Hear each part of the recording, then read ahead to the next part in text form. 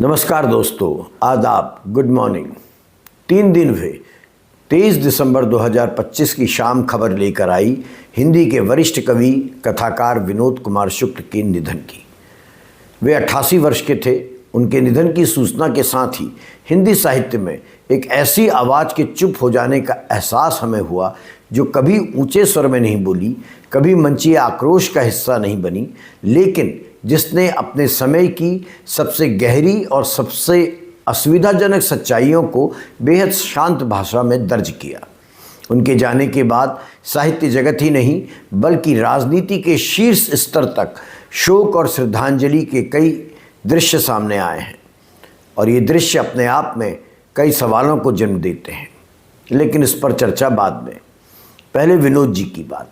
विनोद कुमार शुक्ल पर हमारी पत्रिका पाखी ने एक विशेषांक निकाला था वर्ष 2013 में, और इसी वर्ष पाखी महोत्सव का आयोजन रायपुर में किया गया था, जिसमें इस विशेषांक के लोकार्पण के साथ साथ विनोद जी को जेसी जोशी स्मृति शब्द साधक शिखर सम्मान से सम्मानित किया गया था। विनोद जी को समझने के लिए उनकी कविता यह टिफ़िन खाली है से बेहतर कोई प्रवेश द्वार नहीं हो सकता है। शायद आपने यह कविता पढ़ी ना हो। यह कविता पहली बार पाखी के विशेषांक में ही प्रकाशित हुई थी और मुझे नहीं मालूम उसके बाद किसी कविता संग्रह का हिस्सा बनी या नहीं। इस कविता में विनोद जी कहते हैं, या ये कविता कहती है, ये टिफ़िन खाली है इसलिए यह टिफ़िन बम है। मैं खाली पेट इसे ले जा रहा हूँ इस जंगल में कहीं, या जंगल काट के बन रहे कारखाने की तरफ जाती सड़क के किनारे रख दूंगा। डरता हूँ दूसरा भूखा आदिवासी इसे छू न ले, यह न समझ ले कि इसमें खाने को कुछ है। यह टिफ़िन खाली है इसलिए टिफ़िन बम है। तभी जंगल के कोने से निकलते छुपते एक आदिवासी को देखा। उसको जानता हूँ वह खाली पेट है, अपने खाली टिफ़िन को छुपाने जा रहा होगा कि किसी भूखे की नज़र उस पर ना पड़े और उसे धोखा हो जाए कि इसमें खाने को कुछ है। अभी मैं उसे पूछूं कुछ खाने को है तो वो कहेगा नहीं, खाली है, ये टिफ़िन बम है, मैं आदिवासियों को जानता हूँ। यह कविता आदिवासी जीवन, भूख और विकास के बीच के उस संबंध को खोलती है जिसे अक्सर या तो रोमांटिक बना दिया जाता है या पूरी तरह अदृश्य कर दिया जाता है। कविता कहती है यह टिफ़िन खाली है इसलिए यह टिफ़िन बम है। आप देख रहे हैं इन दिनों, विनोद जी ने यह कविता कब लिखी मैं नहीं जानता, लेकिन इन दिनों आप अगर देखें तो चौतरफा यही हो रहा है। जंगल के जंगल काटे जा रहे हैं, चाहे वो अंडमान निकोबार हो, आसाम हो, बिहार हो, हर जगह से खबर आ रही है कि विकास के नाम पर जंगल काटे जा रहे हैं, सड़क बन रही है, कारखाने की ओर रास्ता खुल रहा है। और गौर कीजिए, गौर से देखिए, उसी रास्ते के किनारे एक आदिवासी खड़ा है। उसे यह नहीं बताया गया है कि इस पूरी प्रक्रिया में उसके हिस्से का भोजन कहाँ है। विनोद जी की कविता में बम किसी हिंसक कार्रवाई का प्रतीक नहीं है, बल्कि उस सामाजिक विस्फोट का रूपक है जो तब पैदा होता है जब भूख को लगातार अनदेखा किया जाता है। यही विनोद जी की शैली थी, ऐसे ही वो लिखते थे।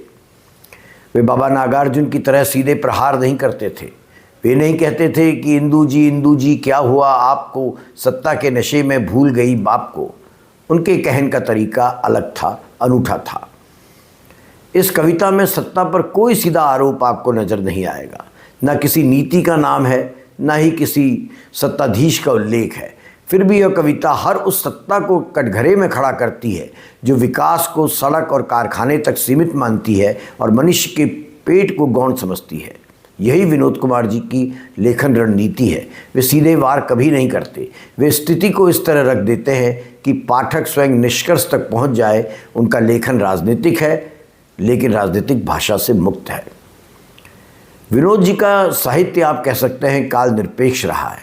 वह किसी भी एक शासनकाल, किसी एक वैचारिक दौर या किसी एक राजनीतिक बहस तक सीमित नहीं रहे। उनकी कविताएं और उपन्यास समय के आर पार जाते हैं। आदिवासी का खाली टिफ़िन हो, नौकर की झुकी हुई पीठ हो, साधारण मनुष्य की छोटी छोटी आकांक्षाएं हों, ये सब किसी एक समय की समस्याएं नहीं हैं।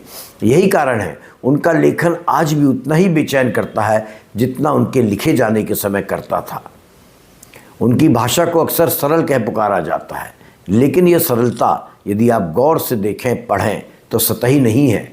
उन्होंने उस तरह नहीं लिखा जिस तरह बोला जाता है, बल्कि उस तरह लिखा जिस तरह वे लिखना चाहते थे। वे अपनी भाषा स्वयं गढ़ते हैं। शब्दों के बीच जो खामोशी है वही उनके यहाँ सबसे बड़ा कथ्य बन के उभरती है।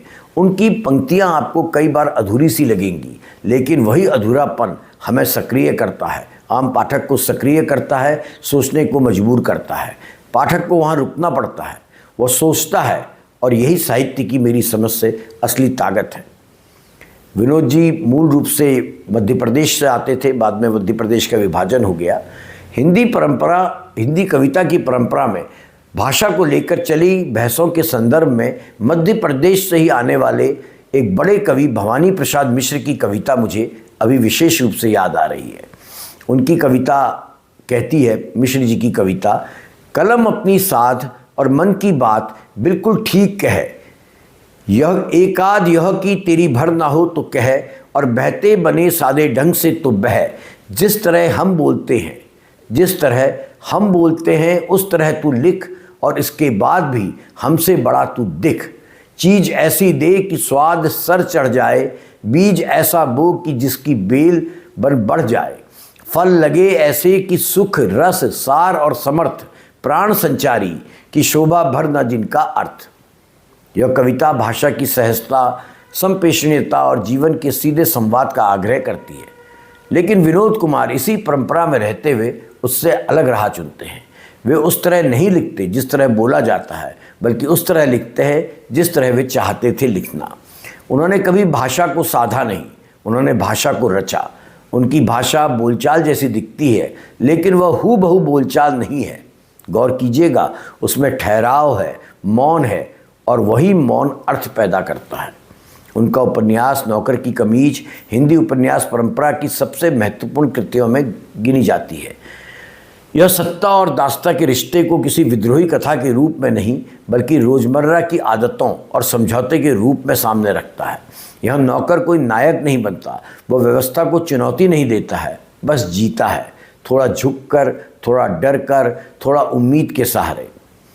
यह उपन्यास बताता है कि सत्ता केवल दमन से नहीं चलती, वो आदत से भी चलती है, जैसी आदत इन दिनों हम भक्तों के विशाल समूह में देख रहे हैं।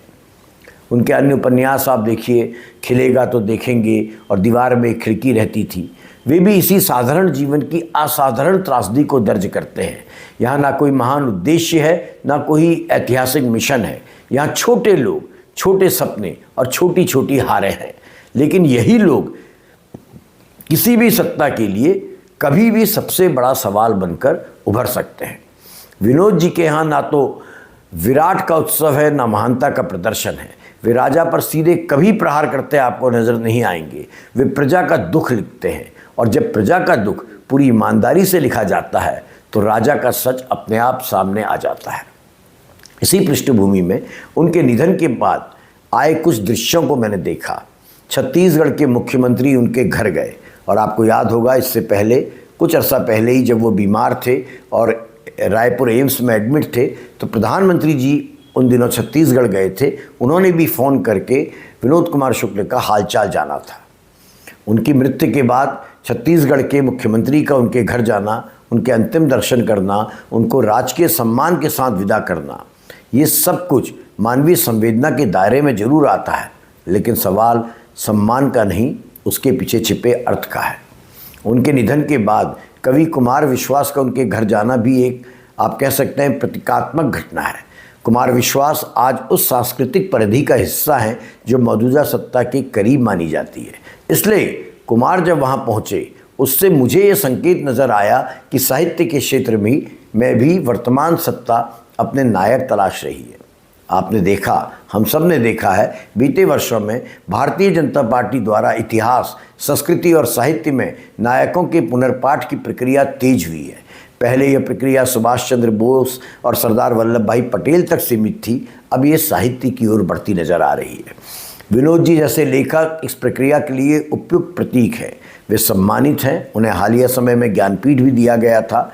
वे लोकप्रिय हैं, नैतिक रूप से असंदिग्ध हैं, लेकिन चूंकि वे आक्रामक नहीं हैं, इसलिए वर्तमान सत्ता को सुहाते हैं।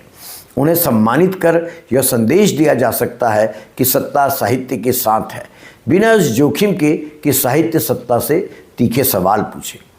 सवाल ये नहीं है कि उनका सम्मान क्यों किया गया, सवाल यह है कि क्या यही संवेदना उन लेखकों के लिए भी है जो आज सत्ता से असहज प्रश्न पूछ रहे हैं। हालांकि ऐसे लेखक बहुत कम हैं।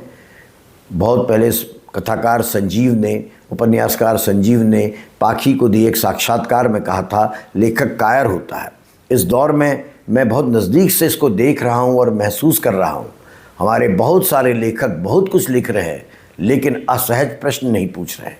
फिर भी मेरा प्रश्न यही है कि क्या ये संवेदना उन लेखकों के लिए है, उन चुनिंदा लेखकों के लिए भी है जो आज सत्ता से असहज सवाल पूछ रहे हैं। अगर नहीं तो ये सम्मान चयनात्मक है और चयनात्मक सम्मान सांस्कृतिक राजनीति का औजार होता है। बहरहाल यह टिफ़न खाली है केवल कविता नहीं, यह चेतावनी है हर समय के लिए, हर सत्ता के लिए। अगर भूख को अनदेखा किया जाएगा तो वह डर बन जाएगी। विनोद कुमार शुक्ल का साहित्य यही डर शांति से हमारे सामने रखता है। यही उनकी विरासत है और यही उनके प्रति सबसे सच्ची श्रद्धांजलि भी।